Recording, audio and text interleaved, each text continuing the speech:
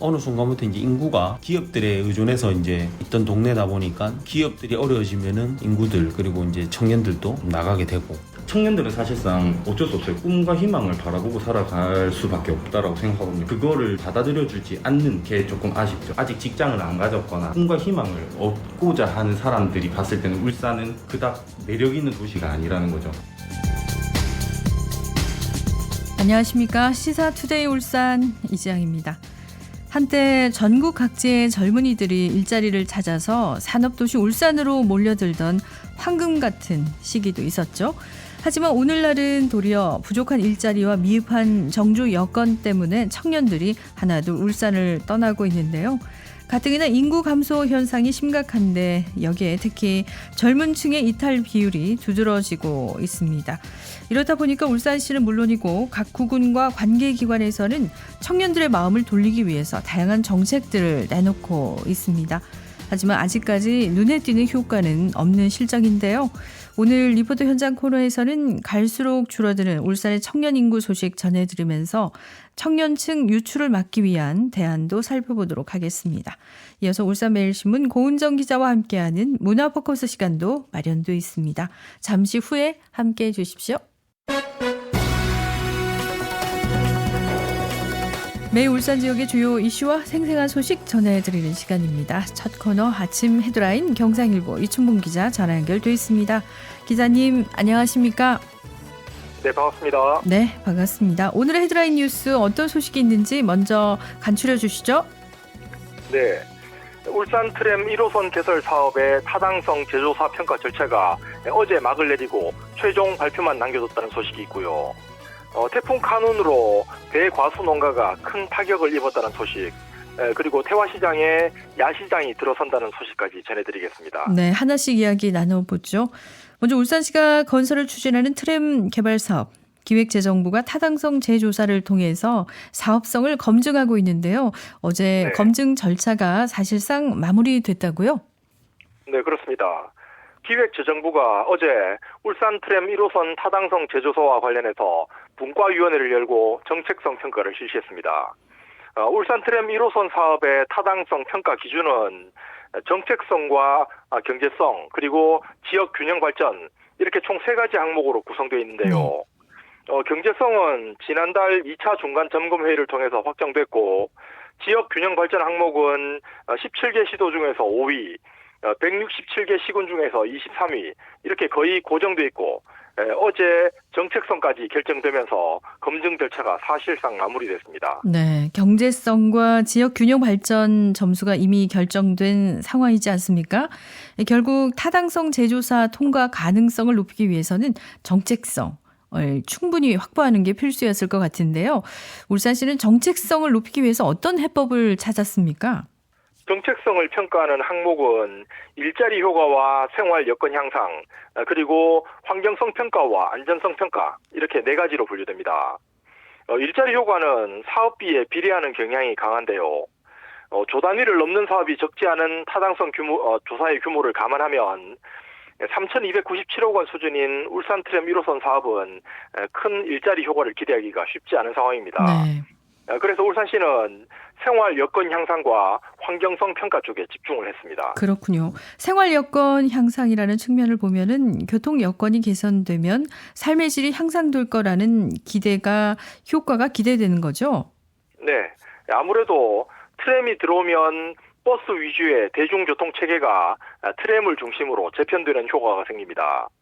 울산시는 울산이 광역시 중에서 유일하게 지하철이 없는 도시라는 점을 평가위원들에게 집중적으로 부각시켰는데요. 울산의 면적이 서울을 웃돌 정도로 넓기 때문에 시내버스만으로는 대중교통 정책의 한계가 뚜렷한 만큼 트램 1호선을 도입하고 대중교통 체계를 혁신해서 시민들의 생활 여건을 향상시켜야 한다는 점을 공략했습니다. 네, 환경성 평가에서는 어떤 점을 강조했습니까? 울산 트램은 국내는 물론이고 세계 최초로 수소를 동력으로 사용하는 걸 계획하고 있는데요. 이 수소 트램을 운행하게 되면 공기를 정화하고 미세먼지를 줄이는 효과를 기대할 수 있습니다. 네. 수소 트램 차량은 현대 로템이 이미 제작해서 다음 달부터 울산에서 2,500km에 달하는 실증에 들어가기 때문에 이 타당성 제조사를 통과해서 수소 트램을 도입하더라도 사업 추진 속도에는 아무런 문제가 없습니다. 네, 생활 여건 향상이나 환경적인 측면은 물론이고 평가 항목 외에 없는 부분도 최대한 발굴해서 그야말로 총력전을 벌였다 이런 이야기도 나오던데요. 네, 그만큼 트램이 울산에 필요하기 때문에 그런 이야기도 나오는 것 같은데요. 네, 울산시에서는 이 정책성 평가 항목에 포함되지는 않았지만 타당성 제조사 통과에 도움이 될 수 있는 다양한 사업의 당위성을 강조하면서 분과위원들을 설득했는데요. 이 트램 도입을 원하는 시민들의 열망이 뜨겁고 또 트램을 도입할 경우에는 트램을 중심으로 환승 체계를 구축할 수 있다. 이런 저런 점들을 찾아서 필요성을 역설했습니다. 네, 이번 프레젠테이션 발표 김두겸 시장이 직접 마이크를 잡았다면서요? 일반적으로 타당성 조사 관련 발표는 4급 과장이나 3급 국장들이 맡는데요. 네. 어제 발표에서는 분과위원들에게 최대한 깊은 인상을 남기기 위해서 김두겸 시장이 광역단체장으로는 이례적으로 프레젠테이션에 나서서 사업의 필요성을 설명했습니다. 네, 워낙 입담이 좋으신 분이라서 예, 네. 예, 2년 반을 끌어온 트램 타당성 재조사가 다음 주면 끝이 나는데요. 울산 시민들의 교통 편의를 크게 개선시켜줄 트램 사업 조사를 통과했다는 희소식이 들려오기를 기다리겠습니다. 다음 소식 전해주시죠. 지난주 제6호 태풍 카눈이 우리나라를 지나가는 과정에서 다음 달 중순쯤 첫 출하를 앞두고 있는 서생면의 배 농가들이 막대한 피해를 입었습니다. 배 농가들은 카눈이 상륙하기 전에 나무와 배를 끈으로 고정시키는 등 만반의 대비를 했지만 심한 강풍에는 별다른 소용이 없었습니다. 네, 이번 태풍으로 인한 배 농가들의 피해 규모는 어느 정도인가요? 서생면에서는 260여 농가 277헥타르에서 배를 키우는데요. 서생농협이 농가를 돌면서 피해 정도를 조사했더니 평균 40에서 45%의 배가 강풍으로 바닥에 떨어진 것으로 잠정 집계됐습니다. 떨어진 배는 아직 맛이 들지 않아서 가공용으로도 사용할 수 없어서 모조리 폐기 처분됩니다. 네, 안타까운 점이네요.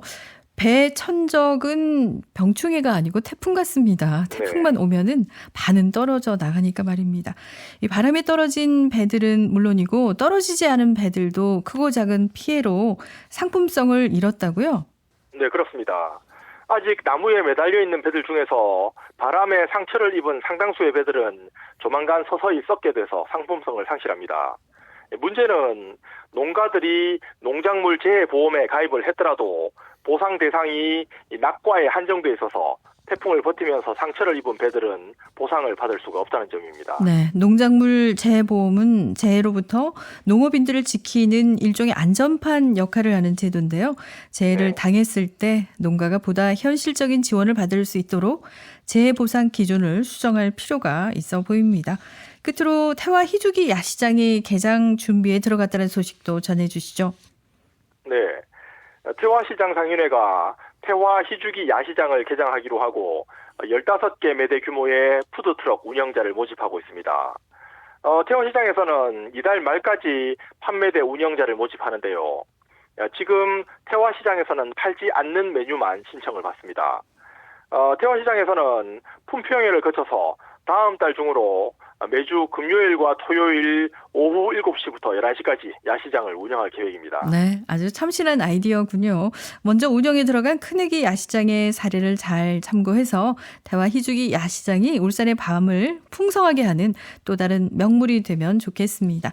오늘 소식 여기까지 듣겠습니다. 아침 헤드라인 지금까지 경상일보 이춘봉 기자였습니다. 고맙습니다. 네, 감사합니다.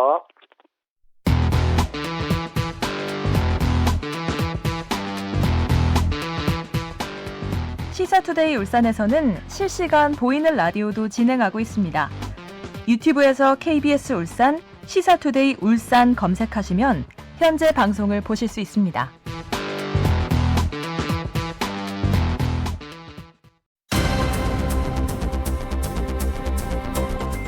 울산 지역의 다양한 현장의 목소리를 생생하게 담아서 전해드리는 시간입니다.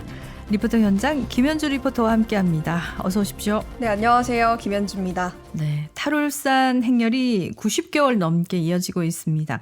특히 청년 인구 유출이 심각해서 더 큰 문제인데 그래서 오늘은 탈울산 청년을 잡기 위한 대안들을 살펴보는 시간 준비하셨죠? 네, 울산의 청년들을 만나서 이 탈울산과 관련한 생각들을 듣고 청년들이 원하는 해법은 무엇인지도 알아봤는데요.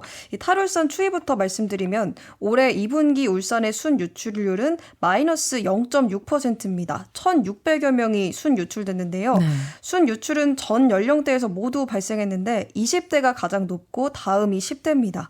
10대와 20대 모두 남성보다 여성의 순 유출률이 높았고요. 서울, 경기보다 부산으로 빠져나간 청년층 인구가 더 많다는 특징도 있습니다. 네, 계속되고 있는 청년층의 탈울산을 막으려면 현재 울산이 갖고 있는 한계들을 알아야겠죠. 네. 청년들이 생각하는 울산의 문제로는 어떤 것들이 있습니까? 청년층들은 우선 일자리를 꼽았습니다. 이 울산에는 일자리가 한정적이고 특정 분야에 몰려 있어서 자신이 원하는 일자리가 없다는 건데요. 타 도시에 비해서 놀거리와 즐길거리도 부족하다고 말했습니다. 관련해서 울산의 청년들 목소리 들어봤는데요. 함께 들어보시죠. 일자리는 정말 많거든요. 근데 너무 국한돼 있어요. 그러니까 예를 들어서 그런 고래축제 안에 보면은 사실상 일할 수 있는 종류들이 너무 많거든요. 근데 안 되는 거죠. 왜냐면 청년들이 가서 사실상 그 손발이 되어주는 일밖에 못 하는 거니까. 창조적인 일을 할 수 있는 구조를 만들어줘야 되는데 그게 안 되고 청년들을 잡아줄 수 있는 사실 매력적인 무언가는 아닌 거죠. 시대가 지나면서 어떤 일을 하고 싶은지를 잘 봐줬으면. 관광도시라는 것보다도 공단이 많은 공업도시라는 생각이 뚜렷하게 많이 들기도 한데 부산과 근처에 있는 경주나 포항 등등과 비교를 했었을 때 심리 대밭이라든지 다른 국제적인 박람회라든지 이런 할 수 있는 시설과 그리고 관광단지가 조성이 되어 있다 하지만 아직까지도 즐기면서 청년들이 조금 자극될 수 있을 만한 그런 부분이 없다는 게 조금 네, 청년들의 이런 생생한 목소리만 잘 반영해도 탈울산을 막는 정책을 짜는데 큰 도움이 되지 않을까 싶은데 네. 그렇다면 울산의 청년 인구가 줄어드는 현상에 관한 전문가들의 진단은 어떤가요? 전문가들 역시 청년층 감소 문제의 주 요인으로 일자리를 꼽았는데요. 네. 중화학 공업 분야나 생산직에 일자리가 몰려있다는 점도 20대 여성이 울산을 많이 빠져나가는 원인으로 분석했습니다. 또 교육기관이 부족하다는 문제도 있습니다. 울산에는 5곳의 대학이 있고 입학 정원은 5,800여 명에 불과한데요. 부산에 25곳 그리고 경남에 23곳이 있는 것에 비하면 현저하게 적습니다. 그렇군요. 네, 그래서 지난해에도 대학 진학 연령층 7천여 명이 울산을 떠나기도 했습니다. 네, 청년 인구 유출은 울산의 미래 경쟁력과도 직결되는 문제잖아요. 네. 그래서 울산시도 떠나는 청년 인구를 잡기 위해서 다양한 청년 정책들을 시행하고 있잖아요. 네, 울산시는 이 청년들을 위한 사업에 올해 899억 원을 투입하겠다고 밝혔는데요. 이 청년 CEO 육성이나 농업인 지원 그리고 월세를 지원하는 사업들도 진행되고요. 이 비보이 페스티벌과 같이 청년 예술가를 육성하기 위한 행사도 열렸습니다. 그리고 울산 청년 정책 플랫폼인 유페이지에서는 이 울산이 진행하고 있는 청년 정책들을 한 번에 볼 수도 있는데요. 청년들을 위해 진행하고 있는 사업이 모두 200개가 넘더라고요. 그런데도 청년 정책이 있다는 것 자체를 모르는 청년들이 많은데요. 이 홍보가 잘 이루어지고 있지 않아서 청년 정책이 제대로 활용되고 있지는 않은 걸로 보입니다. 네, 청년 정책들을 적극적으로 홍보할 필요가 있어 보이네요. 청년 정책에 대해서 울산의 양질의 그 일자리를 만들기 위한 사업도 진행되고 있다고요? 네.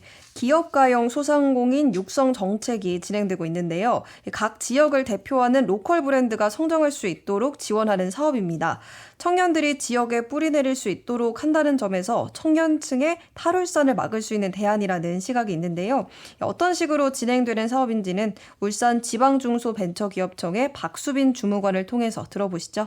먼저 아이디어 발굴을 위해 피칭 대회를 개최하고 우수 아이디어는 멘토링이나 신사업 창업 사관학교의 창업 교육과 사업화 자금 지원을 통해 창업 성공률을 높입니다. 성장성 있는 생활 분야 소상공인들이 핵심 경제 주체로 성장할 수 있도록 아이디어 발굴 단계부터 비즈니스 모델 고도화 단계까지 창업의 전 주기를 맞춤형으로 지원을 하고 있습니다. 또 제조 기반 소상공인들을 위해서 대기업과 협업하여 온라인 판매 교육 프로그램을 운영해서 온라인 셀러를 양성합니다. 마지막으로 우리 동네 펀딩이라는 사업이 있습니다. 지역 주민이 직접 우리 동네에 있는 소상공인에게 투자하는 방식인데요. 펀딩 받는 소상공인은 담보 부족이나 저신용의 어려움을 덜고 비교적 쉽게 자금을 조달할 수 있다는 장점이 있습니다. 네, 울산의 청년들이 로컬 브랜드 창업가로 성장한다면은 탈울산 현상이 줄어들 뿐만 아니고 지역을 알리는 역할까지 기대해 볼 수 있겠습니다. 네, 울산에 있는 간절곶이나 이 대왕암 같은 자연 자원들을 활용한 창업이 성공적으로 이뤄진다면 타 지역의 청년들이 울산으로 유입되는 효과까지 기대할 수 있습니다.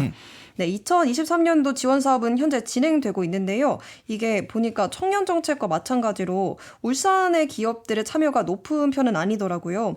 전반적으로 청년들을 위해서 하고 있는 사업은 종류가 많은데 정작 청년들에게 와닿는 사업은 좀 적은 걸로 보입니다. 네, 실제 울산의 청년들이 이런 청년 정책을 어떻게 생각하고 있는지도 궁금한데요. 네, 그래서 제가 이제 울산의 청년 정책들을 간략하게 설명을 해주고 여기에 관한 생각들을 물어봤는데요. 이 지원 대상이 제한적인 경우가 많아서 크게 와닿지는 않는다고 말했습니다. 청년 전체를 대상으로 한 지원이 많아졌으면 좋겠다는 의견도 내놨는데요. 관련한 청년들의 목소리도 함께 만나보시죠. 일반적으로 그런 지원을 해준다는 거는 대다수의 청년들에게 지원이 돼야 되는데, 근데 실질적으로 그 지원을 받을 수 있는 친구들은 소위 얘기하는 뭐 엘리트? 근데 그런 문턱이 좁은 것 같아요. 청년몰 해가지고 구군에서 이렇게 만들어 줬는데 다른 타 지방을 많이 갔는데 거기 서 보면 거의 다 망해 있어요. 그걸 억지로 해서 만들어가지고 되는 건 아닌 것 같더라고요. 오히려 뭐 금전적인, 예를 들어서 뭐 대출에 대한 이자를 좀 낮게 해서 뭐 그런 보완하는 것이 관에서 협조해 줄 수 있는 부분이라 저는 생각합니다. 저는 시너지를 내려면 하고 싶은 것들이 서로나 너무나 다르잖아요. 근데 자기가 하고 싶은 일을 또 하고 싶어 하는 사람들도 있고, 돈이 많이 돼서 뭐 돈이 되는 일을 하는 사람들도 있고, 그러니까 그런 사람들이 결국엔 많이 오게끔 만들려면 저는 봤을 때 그 사람들이 융화를 어떻게 시킬 수 있을지에 대해서 한번 그런 거에 대한 고민을 좀 해봐야 되지 않나. 그냥 막무가내 무슨 지원 해봤자 할 수 있는 사람들이 한계가 많거든요.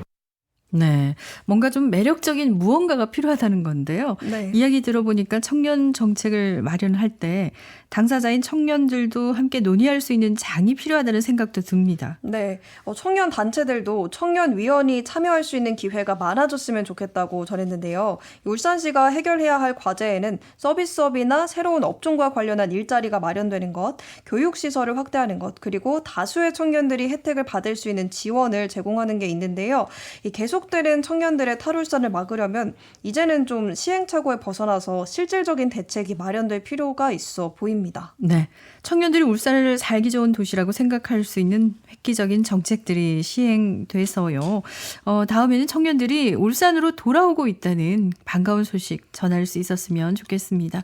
리포터 현장, 오늘은 갈수록 줄어드는 울산의 청년 인구 소식 전해드리면서 청년층 유출을 막기 위한 대안들 알아봤습니다. 지금까지 김현주 리포터였습니다. 고맙습니다. 네, 감사합니다.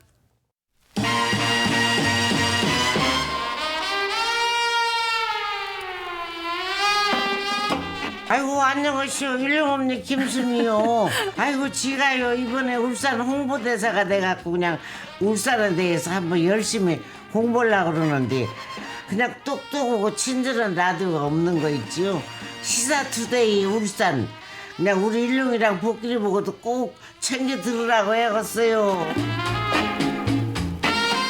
네, 시사투데이 울산 함께하고 계십니다. 한 주간의 울산 지역 공연, 전시, 문화계 이슈들을 모아서 정리해드리는 시간입니다. 문화포커스 울산매일신문 고은정 기자 전화 연결돼 있습니다. 기자님, 안녕하십니까? 네, 안녕하세요. 네, 엔데믹 상황에 접어들면서 공연 관람 수요가 커지고 있죠. 첫 소식은 올 하반기 울산에 다양한 대형 공연이 마련돼 있다는 소식인데요. 일정을 미리 서둘러 알아봐야겠는데요. 네, 그렇습니다. 먼저 2017년 한국인 최초로 벤클라이번 국제 콩쿠르 우승을 한 피아니스트 선우예건이 울산에서 두 번의 공연 계획을 갖고 있는 것이 가장 눈에 띄는데요. 네. 먼저 10월 5일에 국내 11개 도시 순회 투어의 일환으로 중구 문화의 전당에서 공연을 펼치는데요. 네. 선우예건은 이번 공연에서 라흐마니노프와 쇼팽의 작품을 연주합니다. 그리고 두 번째 무대는 11월 30일에 국립 슬로박 필하모니 오케스트라와 함께하는 현대예술관 무대입니다. 다니엘 라이스킨 지휘로 슬라브 음악의 아버지 드보르 자크는 물론 우크라이나 출신 작곡가 알렉세이 쇼의 곡을 처음으로 연주하게 됩니다. 네, 피아니스트 선우 예권이 2차례나 울산을 찾는군요. 그런가 하면 영화 너의 이름은 또 스즈메 문단속으로 잘 알려진 신카이 마코토 감독의 영화음악 콘서트도 울산에서 열린다고요? 네, 그렇습니다. 이번 달 27일 울산문화예술회관 대공연장에서 영화음악의 거장 신카이 마코토의 영화음악을 아름다운 오케스트라의 선율 그리고 보컬과 함께 만나실 수 있는데요. 네. 초속 5cm, 너의 이름은 날씨의 아이, 스즈메의 문단속까지 신카이 마코토 영화음악은 바쁜 현대사회에서 잠시라도 힐링할 수 있는 잔잔한 공연으로 기대를 모으고 있습니다. 네, 영화로만 즐기던 신카이 마코토 작품 소개 음악 직접 라이브로 들을 수 있어서 좋을 것 같은데요. 네, 이 공연은 임동국이 지휘를 맡고요. 보이스윙이 보컬을 맡습니다. 그리고 서울 페스타 피라모닉 오케스트라가 연주를 하는데요. 영화 초속 5cm의 OST 체리 블라썸을 시작으로 바람의 목소리, 불꽃 축제 등 날씨의 아이 OST와 꿈의 등불, 미치아의 등굣길 등 너의 이름은 OST가 이어지고요. 마지막으로 스즈메의 문단속 OST도 만나실 수 있습니다. 네, 그 밖에 또 어떤 공연들이 이어집니까? 네, 연말이면 단골로 무대에 오르는 호두까기 인형인데요. 올해는 울산문화예술회관과 현대예술관에서 각각 교향악 연주와 발레로 만나실 수 있습니다. 먼저 12월 15일과 16일 현대예술관 대공연장에서 펼쳐지는 유니버셜 발레단의 공연입니다. 유니버셜 발레단의 호두까기 인형은 여러 버전이 있는데요. 네, 울산에서 펼쳐 보이는 공연은 원전에 충실해지려 했던 바실리 바이노넨이 1934년 키로프 발레단과 함께 초연한 작품입니다. 입장표는 다음 달 12일 오후 1시에 일반 오픈합니다.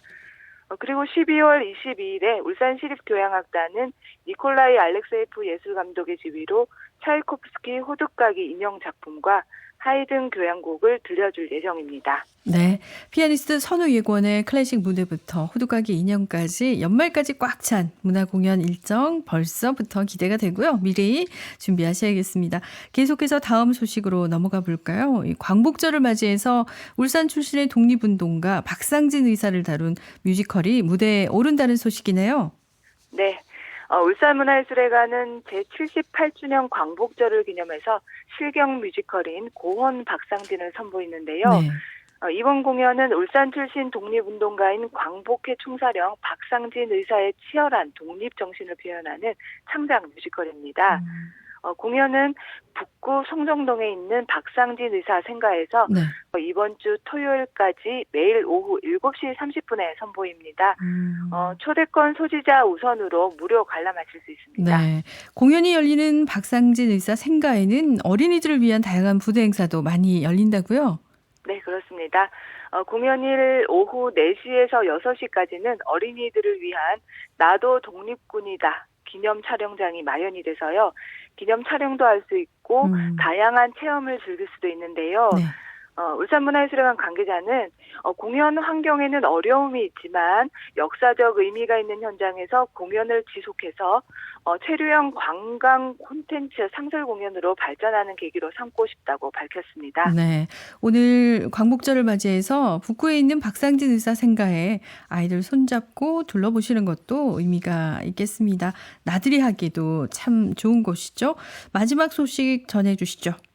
네, 울산박물관은 명승 울주 방구천 일원의 자연을 디지털로 감상하실 수 있는 실감 영상 방구천의 암각화를 지난주 금요일부터 시민들에게 공개했는데요.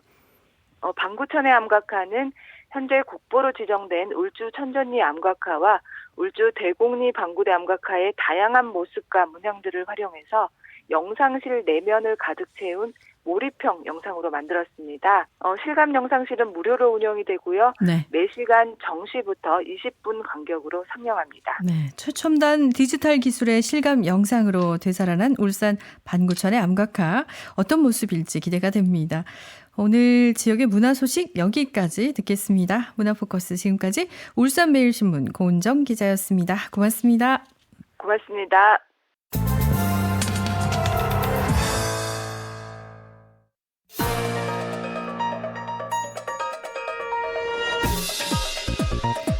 오늘의 브리핑입니다. 지난주 더불어민주당 울산시당 관계자들이 기자회견을 갖고 울산시의 내년 국비 4조 원 시대를 열기 위한 여야 예산정책협의회를 개최하자고 공식 제안을 했습니다. 민주당은 기자회견에서 울산의 미래를 생각한다면 지금이라도 울산 정치의 한 축인 자신들과 머리를 맞대야 한다고 주장했는데요. 정쟁과 배척 대상이 아니라 울산 발전을 위한 파트너로서 협치의 문을 열어놔야 한다는 말도 보탰습니다. 벌써 민선 8기가 출범한 지 1년이 지났습니다. 지난 1년이 스스로 땅을 고르고 씨를 뿌리는 시간이었다면 이젠 여야가 함께 밭을 가꾸고 힘을 모을 때입니다. 투표를 통해서 마땅히 행사할 권력을 얻었다고 하더라도 지역 야권 역시 상당수 유권자들의 지지 기반을 가진 세력이라는 점을 잊지 말아야겠습니다. 서로를 향해서 삿대질만 일삼는 중앙 정치권의 모습에 시민들 모두 신물이 나 있는 요즘입니다. 울산 지역 정치권 또한 협의회라는 멋진 판을 깔아놓고도 막상 만나서는 서로 으르렁거리진 않을까 하는 우려가 드는 것도 사실입니다. 하지만 여야 모두 울산 발전을 위해서 그동안 각자의 자리에서 일해왔죠. 좋든 싫든 지역 발전을 위해서 앞으로도 함께 땀 흘려야 할 파트너인 건 분명합니다.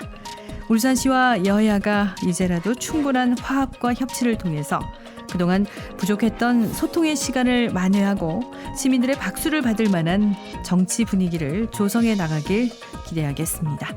이상 오늘의 브리핑이었습니다. 8월 15일 화요일에 함께한 시사투데이 울산, 오늘은 여기서 인사드립니다. 지금까지 기술의 황건일, 작가 최영은, 연출 진행의 이지양이었습니다. 내일 아침 8시 30분에 다시 돌아오겠습니다. 고맙습니다.